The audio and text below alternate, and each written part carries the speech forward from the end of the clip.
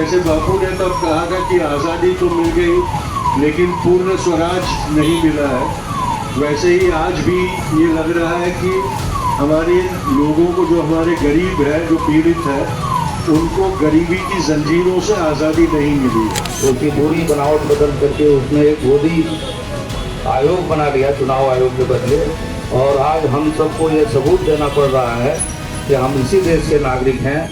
चंपारण के गांव की स्थिति विकट है जितनी बापू के समय में थी।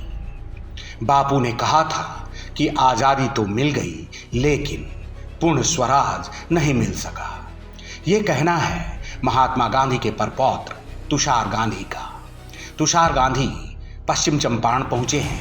पश्चिम चंपारण पहुंचकर स्थानीय लोगों की दशा देखा। बिहार की दशा पर उन्होंने चिंता जाहिर किया। क्या कुछ कहते हैं तुषार गांधी, आप ही सुन लीजिए।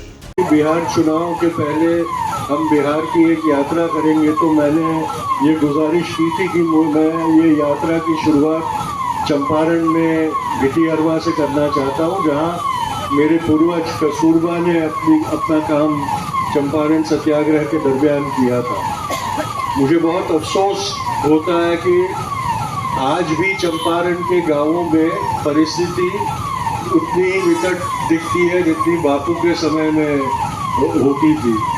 और जैसे बापू ने तब कहा था कि आज़ादी तो मिल गई लेकिन पूर्ण स्वराज नहीं मिला है, वैसे ही आज भी ये लग रहा है कि हमारे लोगों को, जो हमारे गरीब है, जो पीड़ित है, उनको गरीबी की जंजीरों से आज़ादी नहीं मिली है। बिहार में चुनाव से पहले तुषार गांधी पश्चिम चंपारण पहुंचे हैं और यहीं से वो एक आंदोलन शुरू करना चाहते हैं, वो यात्रा शुरू करना चाहते हैं जैसे बापू ने आंदोलन शुरू किया था। उन्होंने कहा कि आज भी लग रहा है कि जो गरीब व पीड़ित हैं उन्हें गरीबी की जंजीरों से आज़ादी नहीं मिली है।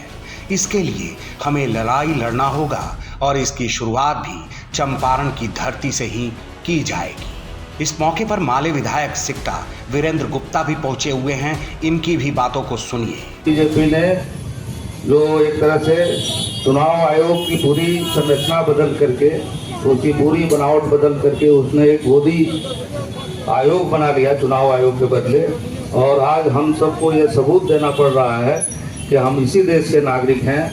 दुनिया की किसी भी देश की सरकार ने आज तक ऐसा नहीं किया है कि उसके नागरिकों को, एक एक नागरिक को ये साबित करना पड़े कि हम उसी देश के आदमी हैं। तो ये इस ढंग का अपराध वो लोग कर रहे हैं और ये पूरे तौर पे संविधान के खिलाफ है।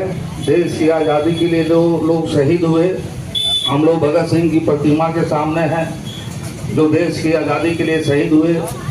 महात्मा गांधी जी से लेकर के बहुत सारे लोगों ने यातनाएं झेली और लाखों लाख लोगों ने कुर्बानियां दी।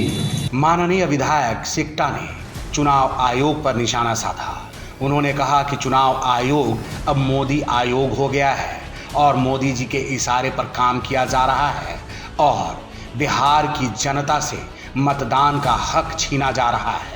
बिहार में विधानसभा चुनाव होना है और उससे पहले चुनाव आयोग ने वोटर आईडी वेरिफिकेशन का आदेश जारी किया है और वेरिफिकेशन कराया जा रहा है। विपक्ष के द्वारा तमाम तरह के आरोप प्रत्यारोप किए जा रहे हैं, विरोध किया जा रहा है, मामला सुप्रीम कोर्ट तक पहुंच गया है। अब चुनाव से पहले देखते हैं क्या कुछ होता है।